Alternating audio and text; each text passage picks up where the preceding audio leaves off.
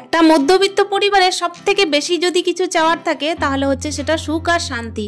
আর সবথেকে বড় ব্যাপার হচ্ছে হাজবেন্ডের বাধা ধরা ইনকামের মধ্যেও কিন্তু সুখে থাকা যায় যদি সুখে থাকার ইচ্ছা থাকে। তো চলো আজকের ভিডিওটা এখান থেকে স্টার্ট করছি। তো hello everyone, good morning, welcome back to my channel. আরও একটা নতুন দিনে নতুন আরও একটা ব্লগ নিয়ে আমি চলে এসেছি বীরভূম জেলার সুধা তোমাদের সামনে। তো চলো আজকের ভিডিওটা এখান থেকে স্টার্ট করা যাক। আই হোপ আজকের ভিডিওটাও তোমাদের প্রত্যেকের খুবই ভালো লাগবে। আমাদের বাড়িতে ইদানিং কিন্তু একটা কাজ চলছে, সেটা হচ্ছে চিলেকোঠার টিনটা ছাড়ানো হয়েছে আর ওপরে কিন্তু একটা ছোট্ট মতো স্টোর রুম করা হচ্ছে। আর বিষয়টা হচ্ছে কি, যেহেতু ছাড়ানো হয়েছে সেহেতু কিন্তু সিমেন্ট আর ইটের গুঁড়োই ঘরটা পুরোপুরি ভর্তি হয়ে গেছে। আর সিমেন্টের গুঁড়ো মানে বুঝতেই পারছো প্রচুর পরিমাণ পায়ে পায়ে নোংরা হচ্ছে, তার সঙ্গে ব্যাপার হচ্ছে কি নাকে মুখে গোটা গায়ে আর কি সিমেন্টের গুঁড়ো গুঁড়ো যেন একটা ভাব। তো চলো বন্ধুরা, এদিকে কিন্তু ঘরটা পরিষ্কার করতেই হবে। ওদিকে কিন্তু আমি দায়িত্ব নিয়েছি ঘরের ভেতরটা আর হাজবেন্ড দায়িত্ব নিয়েছেন বাইরেটা। আসলে কি বলতো, আজকে একটুখানি দায়িত্ব ভাগাভাগি করে নিচ্ছি। কেন কি, বাড়িতে থাকলে দায়িত্ব ভাগাভাগি করে নিলে ভালোবাসা বাড়ে। তার সঙ্গে ব্যাপার হচ্ছে যাদের আর কি বাধা ধরা ইনকামের মধ্যে থাকতে হয়, এইভাবেই ছোট ছোট মুহূর্তগুলোকে ভালোভাবে পার করার চেষ্টাও করতে হয়। হাজবেন্ডের কিন্তু এদিকে তাড়াহুড়ো আছে একদিনের জন্য থাকা, যেহেতু কালকে সকালেই কিন্তু আবার উনি চলে যাবেন। আজকে যে দিনের ব্লগটা শেয়ার করছি সেটা হচ্ছে শনিবার। আর আমি এদিকে দেখো ঘরটা পরিপাটি করে পরিষ্কার করছি, ধুলোগুলোকে ভালোভাবে বের করে দিচ্ছি। আর ওদিকে বাইরে আমার হাজবেন্ড ঝাঁটা নিয়ে গেছেন। বাইরে তো দেখতেই পেলে যে আগের দিনের ভিডিওতে দেখিয়েছিলাম ইট আর বালি জড়ো হয়ে আছে, তো ওইগুলো না বাচ্চারা ছড়িয়ে ফেলছে চারিদিকে। বাচ্চাদের ব্যাপার তো, ওরা তো একটু খেলাখেলি করবেই। আমরা যখন ছোট ছিলাম তখন কিন্তু বালির গাছ যখন থাকতো না, তখন আমরাও ওখানে মাখামাখি করতাম, একেবারে চারিদিকে ছোড়াছুড়ি করতাম, তারপর নানা রকমের বাড়ি ঘর বানাতাম। তো দেখো ওদেরকে আমি আটকাইনি ইচ্ছা করে, আমি বললাম যে তোমরা খেলাধুলা করো, আমি ঠিক গুটিয়ে নেব। তো এর মাঝে তোমার হাজব্যান্ড যেহেতু এসেছেন সেহেতু কিন্তু উনি গুটিয়ে দিচ্ছেন। আর ঘরে আর বাইরে দেখো সমস্ত জায়গা কিন্তু পরিষ্কার হয়ে গেল। মোছামুছিটা ব্যাপার আছে, তো মোছামুছিটা হয়ে যাবে। তো বাসি কাজগুলো টুকটুক করে সেরে ফেলি, তারপর কিন্তু আবার তোমাদের কাছে আসছি। কি বলো তো বন্ধুরা, যাদের দেখবে কোটি কোটি টাকা ইনকাম তবুও কিন্তু সুখটা কিনে রাখতে পারে না, আর যাদের দেখবে স্বল্প ইনকামের মধ্যেই চলতে হয় আর একটা বাধা ধরা ইনকামের মধ্যে চলতে হয়, তাদেরকে কিন্তু অনেক কিছু দায়িত্বও পূরণ করতে হয় কিন্তু কখনো অভাব বুঝতে পারে না। আর অর্থের দিক থেকে অভাবী সংসারেও কিন্তু সুখ থাকে, কিন্তু দেখবে কোটি টাকা থাকলেই যে সুখী হওয়া যায় তার কিন্তু কোনো মানে নেই। অভাব কিন্তু মনের মধ্যে থাকে আর অভাব কিন্তু স্বভাবের মধ্যে থাকে। আমরা দেখো এই বাঁধা ধরা একটা ইনকামের মধ্যে দিয়েই জীবন কাটাই, কিন্তু তবুও আমার মনে হয় আমরা সুখে আছি। ঘরের অনেক কিছুই করে উঠতে পারিনি এখনো পর্যন্ত। ঘরের দেওয়ালে দেখতেই পাও যে শ্যাওলা পড়ে আছে, ঘরে রং করা হয়নি। হ্যাঁ, যদি হতো, আমরা যদি কারো প্রতি দায়িত্ব পালন না করতাম, দূরে থেকেও যদি হাতটা মুঠো করে থাকতাম, তাহলে হয়তো কোনো দায়িত্ব পূরণও করতে হতো না।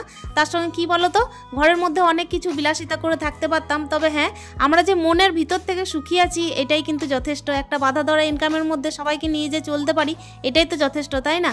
তো চলো বন্ধুরা, নাই বা জমুক কোটি কোটি টাকা, কিন্তু সুখটা কিনতে পারছি এটাই তো যথেষ্ট। সুখটা কিনতে পারছি এর মিনিং কিন্তু কেউ অন্যরকম করো না। আসলে সুখটা কিনতে পারছি অন্যদের হাসির মুখটা দেখে, তারপর ব্যাপার হচ্ছে যে ফ্যামিলির লোকদের সুখে থাকা দেখে, আর সব থেকে বড় ব্যাপার হচ্ছে তাদের শারীরিক সুস্থতা আর তাদের মুখের হাসি।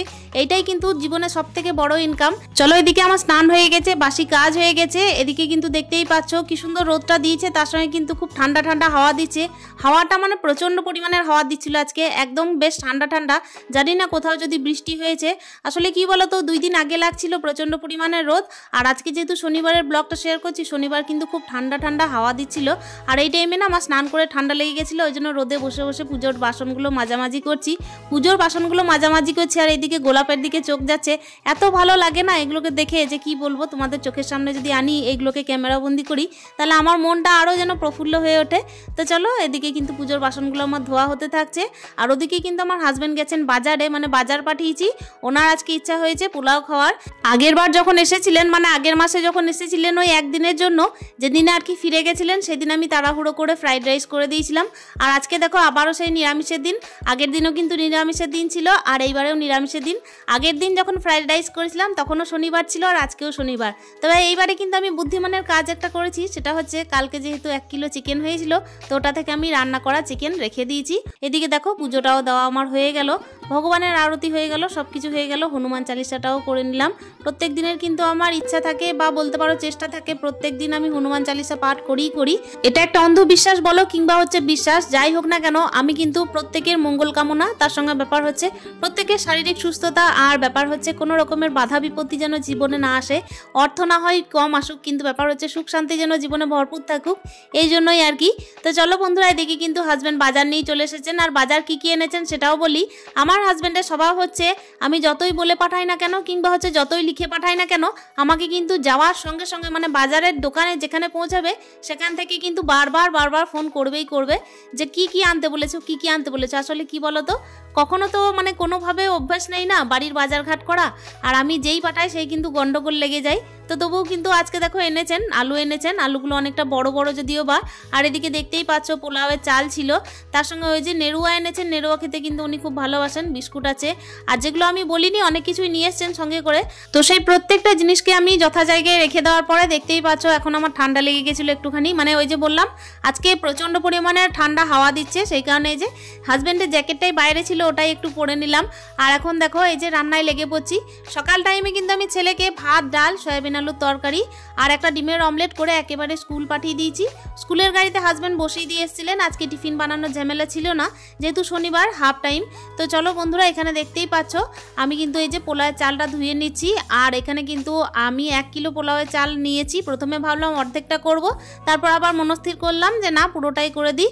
আসলে কি বলো তো, পুরোটা করলে না রাত পর্যন্ত চলে যাবে, আর যদি অর্ধেকটা করি তাহলে রাত্রিবেলায় আবার রুটি করার ঝামেলা। তো চলো এখানে দেখতেই পাচ্ছ আমি কিন্তু পোলাওয়ের চালটা ধুয়ে নিয়েছি। প্রত্যেক দিনের কিন্তু একার সংসারে দেখো একা একরকম খাওয়া দাওয়া হয়, আর সব থেকে বড় ব্যাপার হচ্ছে ছেলে যদি স্কুল চলে যায় তারপর আমি আর কোনো রকম হেসেলে ঢুকি না। মানে বিষয়টা হচ্ছে যে নিজের জন্য কিন্তু ফ্রিজে মাছ থাকলেও কোনো রকমভাবে ওই মাছের ঝোলটাও করে খাওয়া হয় না। আসলে কি বলতো, আমাদের মধ্যবিত্ত ফ্যামিলিতে না গৃহিণীরা সব থেকে বেশি খুশি রাখতে পছন্দ করে ফ্যামিলির লোকজনকে। ফ্যামিলির পেট যদি ভরাতে পারে, তার সঙ্গে বিষয় হচ্ছে ফ্যামিলির মুখে যদি হাসি দেখে না, এর থেকে বড় ইনকাম যেন জীবনে আর কিচ্ছু নেই। আমার হাজব্যান্ডের ওই যে বললাম বাধা ধরা ইনকাম, তার সঙ্গে হচ্ছে বাড়ির জন্য তো 2-2টো লোন চলে। হ্যাঁ হতে পারে যে এই বাধা ধরা ইনকামের মধ্যে আমরা হিউজ পরিমাণের কিছু টাকা জমিয়ে দিতে পারছি না, তার সঙ্গে ব্যাপার হচ্ছে যে ঘরের মধ্যে ওই যে বিলাসিতা করে অনেক কিছু যে ফার্নিচার নিতে পারছি কিংবা হচ্ছে ঘরে সুন্দর সুন্দর কালার করতে পারছি, তাও কিন্তু এখনো করে উঠতে পারিনি। তাই বলে এমন নয় যে কারো প্রতি দায়িত্ববান নয়, আমার হাজব্যান্ড কিন্তু প্রচন্ড পরিমাণে দায়িত্ববান। কখনো আর কি ভেবেও দেখেন না যে আমার যে সীমিত পরিমাণের ইনকাম কিংবা হচ্ছে একটা বাধা ধরা ইনকাম, তার সঙ্গে হচ্ছে 2-2টো লোন চালাতে হয়, তার সঙ্গে ছেলের দেখো পড়াশোনা আছে। আর আজকালকার দিনে তো বুঝতেই পারছো, আজকালকার দিনে কিন্তু একটা প্রাইভেট স্কুলে পড়ানোর পরে কত টাকাই বা মানুষের জমতে পারে। তার সঙ্গে বিষয়টা হচ্ছে মানুষের তো আদার্স কোনো রকমের সমস্যা থাকতেও পারে, তার সঙ্গে দেখো ফ্যামিলির অন্য মানুষদেরও সমস্যা দেখতে হয়। তো এই কিছু করার পর যে মানুষ সুখে থাকতে পারে না এমনও নয়, সুখে থাকতে গেলে ওই যে বললাম সুখে থাকার ইচ্ছা থাকতে হবে। তো চলো বন্ধুরা, দেখতেই পাচ্ছ এদিকে কিন্তু পোলাওয়ের আমার একেবারে চালটা রেডি হয়ে গেছে। আর ওদিকে না আমি গরম জল করতে দিয়েছি, যে পরিমাণে চাল নিয়েছি তো সেই মাপের কিন্তু আমি গরম জল করতে দিয়েছি, ডবল আর কি। তো তোমরা তো নিশ্চয়ই যারা পোলাও করো তারা জানো, এখানে কিন্তু আমি রেসিপিটা শেয়ার করিনি। এখানে যখন কড়াইয়ে জলটা দিয়েছি তখন কিন্তু মনে হচ্ছিল একেবারে মুখে মুখে জল, মানে ব্যাপার হচ্ছে পরে আমাকে আবারও গরম করতে হয়েছিল। আসলে কি বলতো, বিভিন্ন জায়গায় যে লাগিয়ে আমি নোংরা করব এটা চেষ্টা করিনি, ওই জন্য একটা জায়গার মধ্যেই করতে চেয়েছি। তো চলো বন্ধুরা, এদিকে দেখতেই পাচ্ছ আমার পোলাওটা মোটামুটি হতে থাকলো। এখন শুধুমাত্র ভাজা কাজু আর কিশমিশটা দিতে বাকি আছে, তো ওইটা ওপর থেকে দিয়ে দিচ্ছি। আর ওই যে বললাম আজকে না আমাকে বিশেষ কিছু রান্না করতে হয়নি, শুধুমাত্র পোলাও করছি। কালকে চিকেন আছে তো ওটা দিয়ে মোটামুটি হয়ে যাবে। হাজবেন্ডের কিন্তু এই যে 1 তরকারি কিংবা হচ্ছে 2 তরকারি যেটা ওনার পছন্দ সেটা দিয়ে হলেই হয়ে যায়।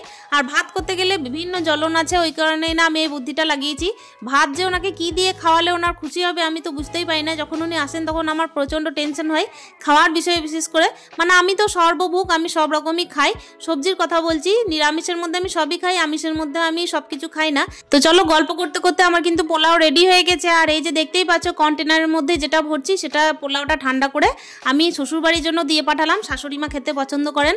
আর কি বলতো, আমি 2 জায়গাতেই আজকে দিয়ে পাঠাবো, যেহেতু হাজব্যান্ড এসেছেন সেহেতু কিন্তু আমার সুবিধা হবে। হাজব্যান্ড এসেছেন সেই জন্য কিন্তু আমি 2টো বাড়িতেই দিয়ে পাঠাবো। এই যে এই বাড়িতে দিয়ে পাঠাচ্ছি সেটা হচ্ছে শ্বশুরবাড়ির জন্য, আর একটা কন্টেনারে দেবো সেটা হচ্ছে বাবার বাড়ির জন্য। তো চলো বন্ধুরা, দেখতেই পাচ্ছ আমি কিন্তু এই যে বাবার বাড়ির জন্য এটা বেড়ে রেখে দিয়েছি, ঠান্ডা করতে দিয়েছি। যখন ঠান্ডা হলো তবে গিয়ে কিন্তু এই চিটচিটে ভাবটা গেল। আর পোলাওটা কিন্তু সবাই খেয়ে সুনাম করেছিল যে টেস্টি হয়েছিল। আসলে কি বলতো, কখনো যখন আমি সবাইকে দেবো মনে করি না, তখন একটু টেনশন কাজ করে যে জানি না কেমন হয়েছে খাবারটা। আর শুধুমাত্র যে এই যে 2 ঘরে দিয়ে পাঠিয়েছি তা না, যাদেরকে তোমরা চিনবে না তাদেরকেও আমি কিন্তু আজকে একটু টেস্ট করিয়েছিলাম। মানে এই যে পোলাওয়ের অংশটা দেখছিলে না, সেটা কিন্তু রাত হতে হতে পুরো ফাঁকা হয়ে গেছিলো। আর এই যে দেখো আমি এবার খাবার দাবার বেড়ে নিচ্ছি, হাজব্যান্ডের জন্য স্যালাড কাটছি। উনি বললেন যে পেঁয়াজ আর শশা কাটতে, আর ওই যে চিকেন আছে ওটা দিয়ে মোটামুটি হয়ে যাবে বললাম যে। আর কি বলো তো বন্ধুরা, আজকে না আমার অনেক সুবিধা হয়েছে, পোলাওটা ওই যে আধ ঘন্টার মধ্যে হয়েও গেছে, তার সঙ্গে রান্নার জন্য না অত চিন্তা করতে হয়নি। চিন্তা থাকে কখন জানো তো, ভাত করলে অনেক রকমের সমস্যা হয়, মানে কি করলে যে কি খাবেন আর কোনটা যে আদৌ খাবেন আর কোনটা যে আদৌ ছোবেন সেটাও বলা মুশকিল খুব। মানে খাবার টেবিলে কিন্তু দেখবো যে ওই ভাতটা খেয়েছেন অর্ধেক, তারপর হচ্ছে ডালের বাটিতে ডাল আছে, সবজির থালায় সবজি আছে, মানে কোনটা যে আদৌ খেয়েছেন আর কোনটা যে খাননি সেটা আমি বুঝতেই পারি না। ওই জন্য না খাওয়া দাওয়া যখন চলেও না তখন কিন্তু আমি নিজের ভাত বাড়ি না, আমি কিন্তু অমনি বসে থেকে যাই। আমি দেখি আসলে খাবার থালার দিকে যে আমার আদৌ ভাত নেওয়া উচিত কি উচিত নয়। তো চলো হাজব্যান্ডকে খেতে দিয়ে দিলাম, টেবিলে খেতে তো পছন্দ করেন না, ওই জন্য নিচেই দিলাম। আর এখানে দেখতেই পাচ্ছ আমার যেটা ভুল হয়েছে সেটা হচ্ছে কি, নিরামিষের দিন যেহেতু কিন্তু আমি একেবারে নিরামিষ খাবো বলেই ঠিক করেছিলাম, পোলাওটা আলাদা করেই রান্না করা হয়েছিল। আর হাজব্যান্ড দেখতেই পাচ্ছ মুখে কিন্তু দিয়ে দিলেন চিকেন আর পোলাও দুটোই, মানে ওই যে স্বভাব আমাকে খাইয়ে দেন আগে, তো আমিও কিন্তু ভুল করে খেয়ে নিয়েছি, ওই জন্য কিন্তু ইচ্ছা করে খাইয়েছেন। ওটা বললেন যে আমার কিন্তু মনে ছিল তোমার মনে ছিল না। এই যে দেখতেই পাচ্ছ আমার মানে ভুল হয়েছে, আর ওই যে খাওয়া হয়ে গেল, মানে বারটা ভঙ্গ হয়ে গেল আর কি। আর এই কাজগুলো কিন্তু উনি ইচ্ছা করেই করে থাকেন, আসলে চান যে একসাথে বসে একই রকম খাবার খাই। আজকে ব্লগের মধ্যে একেবারে লাস্ট পর্যায়ে এসে একটা কথা তোমাদেরকে না বলেই পারছি না, যে দূরে থাকি বা কাছে থাকি বা যাই হোক না কেন, সব থেকে বড় কথা হচ্ছে কিন্তু সুখে থাকা, সুখে আর শান্তিতে থাকা কিন্তু একটা ইনকামের থেকে বড় নয়। আর একটা ইনকাম কি বলতো, তখনই সার্থক যখন কিনা সুখ শান্তি বজায় থাকে, তাতে কিনা কোটি টাকা ইনকাম না হলেও চলবে। তো চলো বন্ধুরা, দেখতেই পাচ্ছ দুজনে বসে একসঙ্গে খাওয়া দাওয়া করছি। ছেলে তো এখন স্কুল গেছে, ছেলে তো এখনো পর্যন্ত স্কুল থেকে ফেরেনি, 3টের সময় স্কুল থেকে আসবে। তো চলো একেবারে ব্লগের লাস্ট মুহূর্তে এসে তোমাদের প্রত্যেকের কাছে আমি বিদায় নিচ্ছি।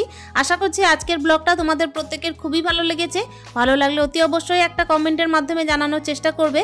আর যারা আমার নতুন বন্ধু তারা অতি অবশ্যই চ্যানেলটা সাবস্ক্রাইব করে পাশে থাকবে। দেখা হচ্ছে প্রত্যেকের সঙ্গে অন্য দিনের অন্য আরও একটা ভিডিও নিয়ে। ততক্ষণের জন্য স্টে হ্যাপি, হ্যাপি মন, টাটা।